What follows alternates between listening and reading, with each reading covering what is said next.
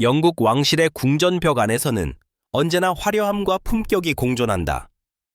그러나 그 찬란한 장식과 황금빛 미소 뒤에는 한 세대를 이어온 상처와 긴장감이 잠재되어 있다. 최근 버킹엄 궁 안에서 터져나온 폭탄 선언. 바로 윌리엄 왕자의 최후 통첩임이었다. 그는 새어머니인 카밀라 왕비에게 다이애나비의 유산 보석을 돌려달라는 요구를 했다는 것이다. 이 발언은 단순한 보석의 문제가 아니었다. 그것은 한 시대의 사랑과 상처, 기억과 복수, 그리고 왕실 내 권력의 균형에 대한 상징적인 충돌이었다. 본 기자는 15년간 왕실을 취재하며 수많은 위기와 화해를 목격해왔지만 이번만큼 복잡하고 감정적인 사안은 드물었다. 그녀의 이름은 여전히 세월의 흐름 속에서도 빛난다. 다이애나, 그 이름은 단지 한 시대의 왕세자비가 아니라 사랑과 상처, 그리고 인간적인 품위의 상징이었다. 1981년 그녀가 찰스 왕세자와 결혼하던 날, 영국 전역은 환희에 휩싸였다. 수많은 시민들이 런던 거리로 나와 그녀의 순백의 드레스를 바라보며 이것이 진정한 사랑의 동화라고 외쳤다. 그러나 그 동화는 오래가지 않았다. 결혼 생활이 무너지고 언론의 폭풍 속에서 다이애나는 점점 고립되었다. 그녀는 왕실의 일원으로서의 삶보다는 사람으로서의 고통을 세상에 보여주었다. 그리고 그런 솔직함이야말로 그녀를 국민의 왕비로 만든 힘이었다. 그녀가 남긴 보석들은 단순히 아름다움을 위한 장식이 아니었다. 사파이어 반지는 그녀의 약혼 당시 찰스가 직접 선택했다고 알려졌고, 그 깊은 푸른색은 영원한 헌신을 의미했다. 그 반지는 훗날 케이트 미들턴이 윌리엄에게서 받으며 다시 한번 세상의 주목을 받았다. 사람들은 어머니의 사랑이 아들의 아내에게 이어졌다고 감동했지만 그 감정 뒤에는 복잡한 상징이 숨겨져 있었다. 다이애나는 생전에 늘 말했다. 보석의 가치는 금액이 아니라 그것을 누가 왜 주었는가에 달려있다. 그녀에게 반지와 목걸이, 브로치는 사랑과 아픔, 그리고 자유를 향한 투쟁의 흔적이었다. 그래서 그 보석들이 지금 카밀라 왕비의 소유품으로 보관되어 있다는 사실은 윌리엄에게 있어 단순한 불편함이 아니라 모욕에 가까운 충격이었다. 그는 어릴 적 어머니의 손가락에서 반짝이던 그 반지를 기억했다. 공식 행사 후 다이애나가 손을 흔들며 웃던 순간마다 반지는 햇빛 속에서 빛났다. 그것은 왕실의 상징이 아니라 가족의 사랑이었다. 1997년 파리의 그 끔찍한 밤, 전 세계가 다이애나의 죽음 소식에 울음을 터뜨렸을 때 윌리엄은 단지 15살이었다. 그날 이후 그는 어머니의 유품을 단 하나도 잊지 못했다. 그 보석들은 어머니의 손길, 향기, 그리고 미소가 담긴 기억의 조각들이었다. 왕실 내부 관계자는 이렇게 말했다. 윌리엄은 그 보석들을 단순한 왕실 자산으로 생각하지 않습니다. 그것은 어머니의 생명과도 같은 것이었죠. 그의 감정은 단순히 소유권에 대한 논쟁이 아니라 정의와 기억의 문제였다. 그에게 다이애나의 유산은 왕실의 장식품이 아니라 어머니의 존재 증거였다. 세월이 흘러 카밀라가 왕비의 자리에 오르며 그녀가 다이애나의 일부 보석을 착용하기 시작했을 때 그 장면은 윌리엄의 마음을 찢었다. 특히 지난해 국빈 만찬에서 카밀라가 착용한 다이아몬드 브로치는 바로 다이애나가 1990년대 초 공식 행사에서 자주 착용하던 것이다. 그날 윌리엄의 얼굴은 냉정했지만 그의 시선은 긴 침묵 속에서 복잡한 감정의 소용돌이를 드러냈다. 언론은 이를 우연한 선택이라 보도했지만 왕실 내 소식통은 카밀라는 그 상징성을 알고 있었다고 전했다. 이 말이 사실이라면 그날은 단순한 만찬이 아니라 기억과 권력의 충돌이었다. 보석 하나하나에 담긴 다이애나의 숨결은 이제 왕실의 정치적 상징이 되었다. 그리고 윌리엄은 더 이상 그것을 묵인하지 않기로 결심했다. 그의 최후 통첩은 바로 그 기억을 되찾는 아들의 정의였다. 나는 어머니의 기억이 진심 없는 손에 있는 것을 원하지 않는다. 이 한마디는 냉정한 왕실의 벽을 울리며 세상에 다시 한번 다이애나의 이름을 불러왔다. 카밀라의 이름은 언제나 논란의 중심에 있었다. 그녀는 단순한 왕비가 아니라 수십 년간 영국 사회의 갈등과 용서, 그리고 권력의 상징이 되어왔다. 젊은 시절의 찰스는 이미 카밀라에게 마음을 빼앗겨 있었다. 그러나 왕실의 규범과 압박 속에서 그는 다이애나와 결혼했고, 그 결혼은 온 세상이 주목한 동화의 시작이었다. 하지만 그 동화는 오래가지 않았다. 결혼 10년이 지나기도 전에 균열이 시작되었고, 결국 전 세계는 세기의 사랑 삼각관계를 목격하게 되었다. 그 시절 언론은 다이애나를 피해자, 카밀라를 파괴자로 묘사했다. 그러나 세월이 흐르며 두 여인의 이미지는 점차 복잡해졌다. 카밀라는 단순히 한 여인이 아니라 왕실의 내면을 이해하는 실질적 동맹자로 변모해갔다. 찰스가 왕위에 오른 후 그녀가 퀸 컨소트라는 호칭을 받았을 때, 이는 단순한 칭호가 아니라 수십 년간의 인내와 전략의 결과였다. 버킹엄궁 내부 관계자는 이렇게 말했다. 카밀라는 찰스의 약점을 가장 잘 알고 있습니다. 동시에 그를 안정시키는 유일한 사람입니다. 그녀는 왕실 내에서 오랜 시간 보이지 않는 권력으로 움직였다. 의전 담당자, 홍보 고문, 심지어 왕의 일정 조정자까지. 카밀라의 손길이 닿지 않는 곳은 거의 없었다. 하지만 윌리엄에게는 그 모든 것이 어머니의 그림자를 지우는 행위로 느껴졌다. 그녀가 다이애나의 보석을 착용하고 왕실 행사에서 미소 짓는 장면은 윌리엄에게 있어 불편함을 넘어 배신처럼 보였다. 카밀라를 가까이서 본 이들은 그녀를 차분하고 냉철하며 계산적인 여성으로 평가한다. 그녀는 언론의 시선을 잘 알고 있었고, 언제 어떤 표정을 지어야 하는지도 완벽히 통제했다. 하지만 그 완벽함이야말로 윌리엄에게는 진심의 결여로 느껴졌다. 그녀는 왕비로서 모든 것을 가졌지만 어머니가 가진 따뜻함 하나는 영원히 가질 수 없다. 윌리엄 측근의 발언. 실제로 윌리엄은 어린 시절부터 카밀라와의 관계를 복잡하게 받아들였다. 그녀가 처음 왕실 가족 모임에 등장했을 때 그는 거의 말을 하지 않았다. 그에게 카밀라는 우 어머니의 자리를 차지한 사람투였고, 어떤 형태로든 그 감정은 사라지지 않았다. 그러나 찰스에게 카밀라는 달랐다. 그녀는 단지 사랑의 대상이 아니라 정치적 파트너였다. 찰스는 왕위에 오르기 전부터 카밀라의 조언을 받았으며, 그녀는 왕실 내 갈등을 완화시키는 동시에 자신에게 불리한 언론 보도를 조용히 무력화시켰다. 이런 그녀의 능력은 일부 보좌관들 사이에서 왕실의 그림자 총리라는 별명을 낳았다. 하지만 왕위 즉위 후 상황은 달라졌다. 카밀라의 영향력이 커질수록 윌리엄과의 거리는 멀어졌다. 왕실 내에서는 조용히 두 세력이 형성되었다. 하나는 찰스와 카밀라, 그리고 그를 지지하는 9세대 보좌관들, 다른 하나는 윌리엄과 케이트, 젊은 세대의 개혁적 인물들이었다. 한 왕실 관료는 이렇게 말했다. 윌리엄은 감정적이지 않지만 어머니의 문제에 있어서는 예외입니다. 카밀라의 존재는 그가 절대 넘을 수 없는 선이었죠. 이러한 긴장은 공식 석상에서는 거의 드러나지 않았다. 사진 속에서 두 사람은 언제나 예의 바른 미소를 지었지만 그 미소 뒤에는 서로를 인정하지 않는 차가운 공기가 흘렀다. 2024년 가을, 한 외교 만찬에서 찰스와 카밀라가 함께 입장했을 때 윌리엄은 예를 갖추어 인사했지만 그의 시선은 결코 그녀의 눈을 바라보지 않았다. 그 장면은 단 몇 초였지만 그 안에는 수십 년의 감정이 응축되어 있었다. 카밀라가 다이애나의 브로치를 달고 있던 그날, 윌리엄의 표정은 언론의 카메라에 잡히지 않았다. 그러나 한 기자는 이렇게 회상했다. 그는 말하지 않았지만 그 눈빛은 모든 것을 말하고 있었다. 그날 이후 윌리엄은 조용히 그러나 단호하게 결심했다. 그는 더 이상 침묵하는 왕자꾸로 남지 않겠다고. 그의 내면에서 시작된 작은 균열은 곧 폭발로 이어졌고, 그 폭발의 이름은 최후 통첩이었다. 그날은 버킹엄궁의 공기가 유난히 무거웠다. 궁전 안쪽의 회의실, 두꺼운 벨벳 커튼이 드리워진 창문 사이로 가을빛이 희미하게 스며들었다.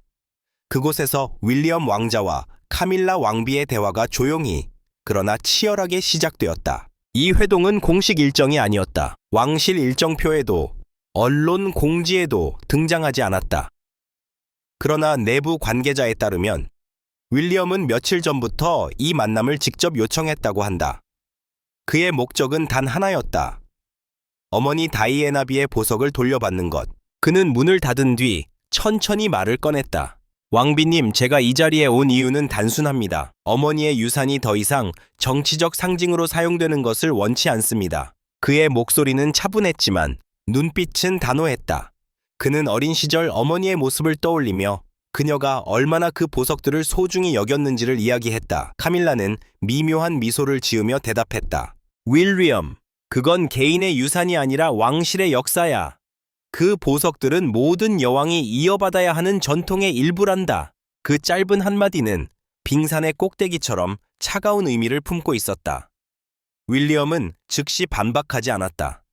하지만 그 침묵 속에서 모든 감정이 드러났다. 분노, 실망, 그리고 더 깊은 슬픔. 그는 마침내 조용히 말했다. 왕실의 전통은 이해합니다. 그러나 그 반지는 제 어머니의 눈물로 빛나던 것입니다. 그것을 진심 없는 손에 있는 것을 보고 있을 수 없습니다. 순간 공기는 얼어붙었다. 카밀라의 얼굴이 굳어졌고 그녀는 시선을 피했다. 찰스 3세는 그 자리에 없었지만 이미 이 대화가 곧 왕실의 중심을 흔들 폭풍이 될 것을 예감한 듯했다. 대화는 길지 않았다. 그들은 약 20분 정도 이야기를 나누었고 그 안에는 20년의 감정이 담겨 있었다. 그 만남 이후 윌리엄은 곧장 개인 보좌관을 불러 말했다. 공식적으로든 비공식적으로든 이 문제를 더 이상 침묵하지 않을 겁니다. 이 발언은 곧 내부 보고서로 정리되어 왕실 비서실에 전달되었다. 하지만 누군가가 그 내용을 외부에 흘렸고 며칠 후 언론이 이를 폭로했다. 영국의 주요 일간지 더 타임스는 한 면에 이렇게 썼다. 윌리엄 왕자 왕비에게 어머니의 유산 반환 요구. 정의의 순간이 왔다. 순식간에 전 세계 언론이 이를 보도했고 왕실은 대응에 나섰다. 버킹엄궁 대변인은 즉시 성명을 발표했다. 그런 발언은 사실이 아니며 왕자와 왕비의 관계는 상호 존중에 기반하고 있습니다. 그러나 그 부인은 오히려 불신을 더욱 키웠다. 대중은 이미 진실을 믿고 있었다. 인터넷과 SNS에는 다이애나를 위해 싸운 아들, 진정한 왕의 품격이라는 해시태그가 폭발적으로 확산되었다. 여론의 흐름은 명확했다. 윌리엄은 침묵을 깨고 어머니의 명예를 지킨 영웅으로 추앙받았다. 반면 카밀라는 다시금 냉정한 야망가의 이미지로 돌아갔다. 영국 여론조사 기관 유고브의 조사에 따르면 카밀라가 다이애나의 보석을 착용하는 것이 부적절하다고 생각하느냐는 질문의 무려 68%가 그렇다고 답했다. 이는 단지 개인적 문제를 넘어 국민의 정서적 기억이 아직 살아있음을 보여주는 수치였다. 윌리엄의 결단은 단순한 요구가 아니었다. 그것은 1997년 이후 멈춰있던 감정의 시계를 다시 움직이는 행동이었다. 그의 측근 중 한 명은 이렇게 말했다. 그날 윌리엄은 단순히 보석을 돌려달라고 한 것이 아닙니다. 그는 어머니의 명예를 되찾으려 한 겁니다. 그것은 왕실이 아닌 인간 윌리엄의 목소리였습니다. 이 사건은 이후 왕실 내에서 조용한 전쟁터로 불렸다.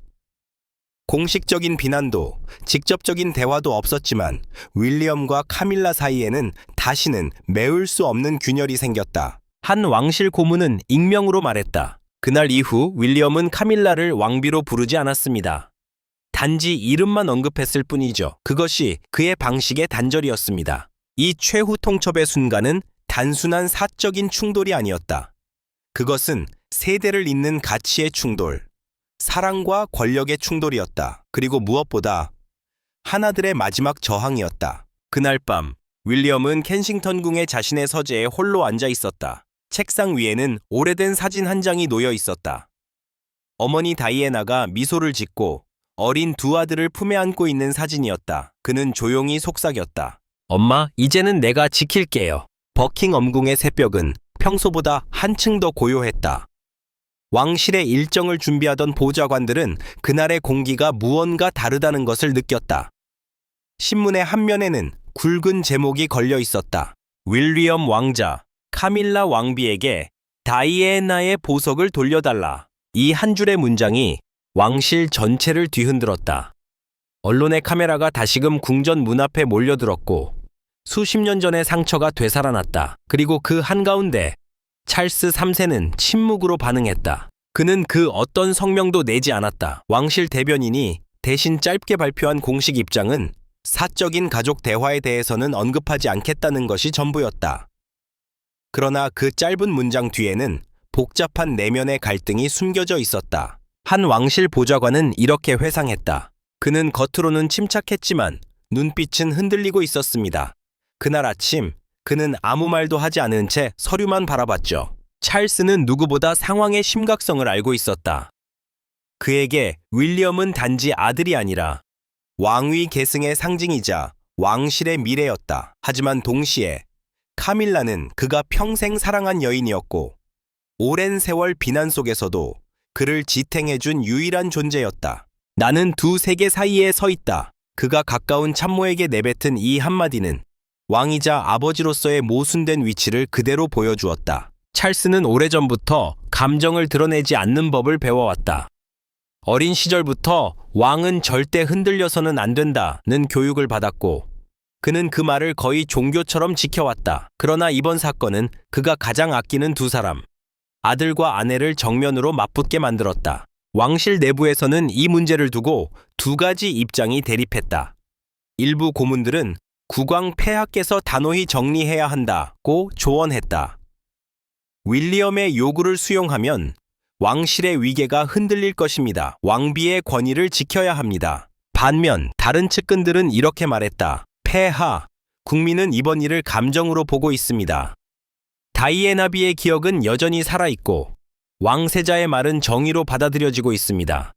무시하신다면 여론의 역풍이 거셀 것입니다. 찰스는 두 조언 사이에서 한동안 아무 말도 하지 않았다. 그는 창밖을 바라보며 중얼거렸다. 내가 지키려 한 왕실이 내 가족을 이렇게 멀어지게 만들었구나. 그의 머릿속에는 수십 년 전 장례식 장면이 떠올랐다. 검은 옷을 입은 두 아들이 차가운 바람 속에서 관 뒤를 걷던 그날, 그는 그날의 윌리엄의 표정을 잊지 못했다. 그 표정 속에는 슬픔과 원망, 그리고 아직 어린 나이에 감당하기엔 너무 무거운 운명이 담겨 있었다. 아버지로서 나는 이미 한 번 그를 잃었는데 이제 왕으로서 또 잃게 되는 걸까? 그는 조용히 의자에 앉아 손가락을 비틀었다. 그 손에는 언제나처럼 카밀라가 선물한 금반지가 끼워져 있었다. 그 반지는 사랑의 상징이자 동시에 왕실 갈등의 상징이기도 했다. 며칠 뒤 열린 국무회의에서 한 장관이 왕의 얼굴을 보며 말했다. 폐하, 모든 국민이 폐하의 침묵을 주목하고 있습니다. 찰스는 미소를 지었지만 그 미소에는 피로와 슬픔이 섞여 있었다. 때로는 침묵이 가장 무거운 대답이 될 수도 있지요. 그러나 왕실의 홍보팀은 더 이상 침묵이 답이 될 수 없다고 판단했다. 그들은 내부적으로 위기 관리 문서를 준비했다. 다이애나 유산 논란 대응 전략. 문서의 첫 줄에는 이렇게 적혀 있었다. 감정을 부정하지 말 것. 그러나 왕실의 품격을 지켜라. 찰스는 그 문서를 읽으며 고개를 끄덕였지만 마음속 깊은 곳에서는 끝없는 무력감이 밀려왔다. 그는 이미 알고 있었다. 이번 사건이 단순한 보석 문제가 아니라 과거와 현재, 사랑과 의무의 충돌이라는 것을. 그날 밤 그는 왕비와 함께 식탁에 앉았다. 둘 사이에는 긴 침묵이 흘렀다. 카밀라는 조용히 와인을 따르며 말했다. 당신은 나를 믿어야 해요. 나는 그저 전통을 지키려 했을 뿐이야.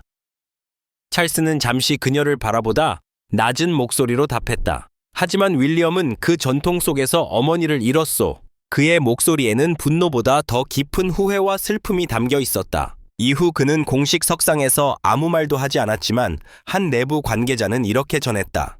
왕은 매일 밤 자신의 일기장에 다이애나라는 이름을 적습니다. 그건 죄책감이자 놓지 못한 기억입니다. 찰스의 침묵은 세상을 향한 무표정한 방패였지만 그 안에는 무너진 아버지의 얼굴이 있었다. 그는 아버지로서 아들의 마음을 이해했지만 왕으로서 그것을 받아들일 수는 없었다. 결국 찰스의 침묵은 왕실의 질서를 지키기 위한 희생이자 한 남자의 고통스러운 방어선이었다. 그리고 그 침묵은 앞으로 벌어질 더 큰 폭풍의 전조였다. 폭풍이 지나간 자리에 남은 것은 한 남자의 조용한 결심이었다. 윌리엄 왕자는 언론의 혼란 속에서도 단 한 번의 인터뷰 요청도 받지 않았다. 그는 침묵으로 모든 것을 말했다. 그러나 그 침묵은 두려움이 아니라 신념의 형태였다. 그는 항상 품위 있는 절제로 상징되어 왔다. 공식 행사에서의 태도, 국민과의 교감, 그리고 아버지와의 미묘한 거리감까지 모든 것이 계산된 듯 보이지만 그 내면에는 언제나 정의에 대한 갈망뿐이 있었다. 왕실 관계자는 이렇게 말했다. 윌리엄은 결코 충동적인 사람이 아닙니다. 하지만 어머니와 관련된 문제에서는 그 어떤 논리나 절제도 그를 지배하지 못합니다. 그는 어머니의 이름이 정치적 논쟁의 도구로 사용되는 것을 견디지 못했다. 그에게 다이애나는 단순한 과거가 아니라 왕실이 인간적인 얼굴을 되찾을 수 있는 유일한 증거였다. 1997년 어머니의 장례식 이후 윌리엄은 늘 다이애나의 유산을 이어가겠다는 말을 해왔다. 그 약속은 시간이 흐르면서 자선 활동과 공공복지의 형태로 실현되었다. 그가 설립한 정신건강 캠페인 Heads Together는 그의 신념이 단순히 말이 아니라 행동임을 보여주는 대표적 사례였다. 그러나 이번 사건은 완전히 다른 차원의 문제였다. 이것은 공적인 정의와 사적인 정의의 충돌이었다. 그는 국민 앞에서 왕세자로서 품위를 지켜야 했지만 내면의 목소리는 아들로서 진실을 외치고 있었다. 한 측근은 이렇게 회상했다. 그날 이후 그는 어머니의 초상화 앞에서 오랫동안 서 있었습니다. 그리고 이렇게 말했죠. 정의는 복수가 아니라 기억을 지키는 일이다. 이 문장은 그의 인생 철학을 가장 잘 보여주는 말이었다. 그에게 정의란 과거를 처벌하는 것이 아니라 사랑했던 사람의 진심을 세상에 남기는 것이었다. 케이트 왕세자비는 그런 남편의 신념을 누구보다 깊이 이해했다. 그녀는 공식 석상에서 조용히 남편을 지지했고 언론이 왕세자 부부의 냉전을 보도할 때조차 단 한 번도 반박하지 않았다. 그녀의 침묵은 연대의 언어였다. 그녀는 가까운 친구에게 이렇게 말했다고 한다. 윌리엄은 감정을 드러내지 않지만 그 안에는 상처가 있습니다. 그리고 나는 그 상처가 정의로 변하는 과정을 지켜보고 있어요. 그녀는 남편이 다이애나의 사진을 보며 아이들에게 이야기를 들려줄 때 그의 눈빛이 얼마나 따뜻하면서도 슬픈지를 알고 있었다. 그에게 어머니는 결여된 존재가 아니라 매 순간 살아있는 도덕의 기준이었다. 한편 이번 사건 이후 영국 사회는 윌리엄을 감정의 세대 교체를 이끈 인물로 평가하기 시작했다. 그의 침착한 태도와 도덕적 명분은 오히려 카밀라 왕비보다 더 큰 신뢰를 얻는 결과로 이어졌다. 영국 BBC는 논평에서 이렇게 썼다. 윌리엄 왕세자는 왕실의 미래를 감정이 아닌 공감으로 이끌고 있다. 그가 지키려 한 것은 단순한 유산이 아니라 인간의 존엄이었다. 그는 이번 논란 이후 왕실 내 유산 관리 체계의 개혁을 조용히 추진했다.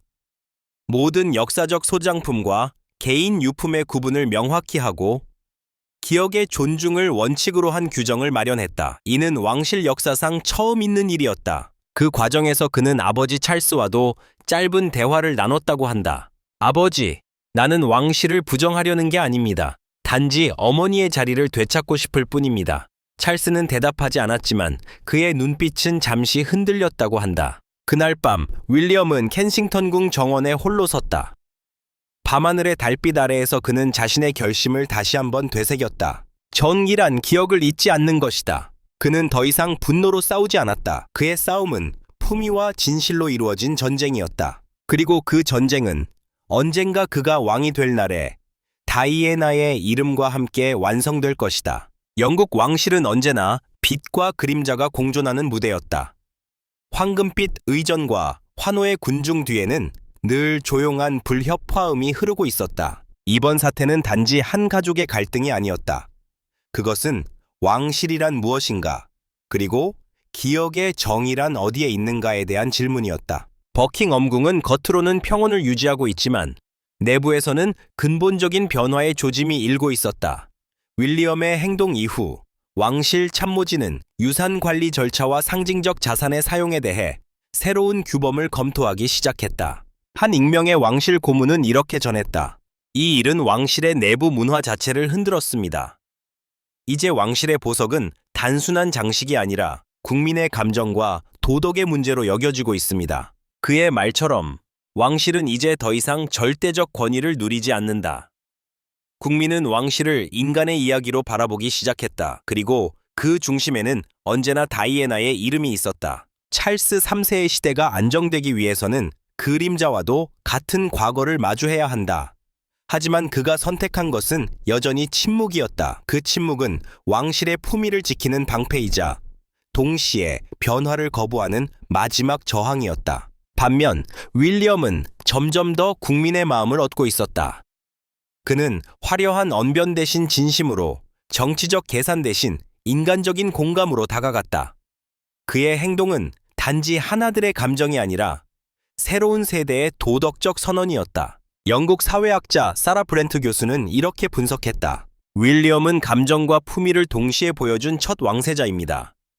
그는 왕실의 미래를 혈통이 아닌 가치로 재정의하고 있습니다. 이 사건 이후 케이트 왕세자비 역시 더 자주 공식 석상에서 다이애나를 언급하기 시작했다. 그녀는 한 연설에서 말했다. 기억은 우리를 나약하게 만들지 않습니다. 오히려 우리가 무엇을 지켜야 하는지를 알려줍니다. 그 말은 단순한 헌사 이상의 의미였다. 그녀는 윌리엄과 함께 다이애나의 정신을 다시 왕실의 중심으로 불러들이고 있었다. 그러나 그 길은 결코 쉽지 않다. 카밀라 왕비의 영향력은 여전히 강력하고 왕실 내 보수파는 왕세자의 감정적 행동이 위험하다고 비판한다. 심지어 일부는 그가 지나치게 대중을 의식한다고 지적한다. 하지만 역사는 늘 감정에서 시작되어 제도로 완성된다. 윌리엄이 세운 기억의 정의는 언젠가 왕실의 윤리적 기둥이 될 것이다. 그는 여전히 아버지와 완전한 화해를 이루지 못했지만 그들의 관계는 더 이상 대립만으로 설명되지 않는다. 어쩌면 찰스는 이미 마음속으로 아들의 결정을 이해하고 있었을지도 모른다. 그는 단지 왕으로서의 자리 때문에 그 진심을 드러낼 수 없었을 뿐이다. 버킹엄궁 안쪽 정원. 윌리엄은 종종 어머니의 조각상 앞에서 멈춰선다. 그곳은 다이애나가 생전에 사랑했던 정원으로 이제 그녀의 영혼이 머무는 상징의 장소가 되었다. 그는 그 앞에서 아무 말도 하지 않는다. 다만 고요한 미소를 짓는다. 이제는 슬픔이 아닌 기억으로 어머니를 안을 수 있습니다. 그의 표정은 더 이상 분노하지 않는다. 그는 알았다. 어머니의 정의는 복수로 완성되는 것이 아니라 사랑으로 이어지는 것이라는 사실을. 이제 왕실의 미래는 그가 만든 이 신념 위에서 다시 세워질 것이다. 그것은 다이애나의 미소에서 시작해 윌리엄의 결단으로 이어진 기억의 왕국의 서막이었다. 그러나 질문은 여전히 남아있다. 왕실은 진정으로 과거의 그림자를 벗어날 수 있을까? 카밀라 왕비는 언젠가 그 보석을 내려놓을까? 그리고 찰스 3세는 아들의 정의를 받아들일 수 있을까? 이 모든 것은 아직 미완의 이야기다. 하지만 한 가지는 분명하다. 다이애나의 이름은 결코 사라지지 않을 것이다. 여러분은 어떻게 생각하십니까?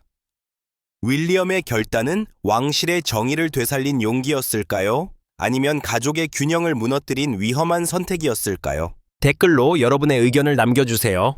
좋아요와 구독을 눌러 왕실의 다음 이야기를 함께 지켜봅시다.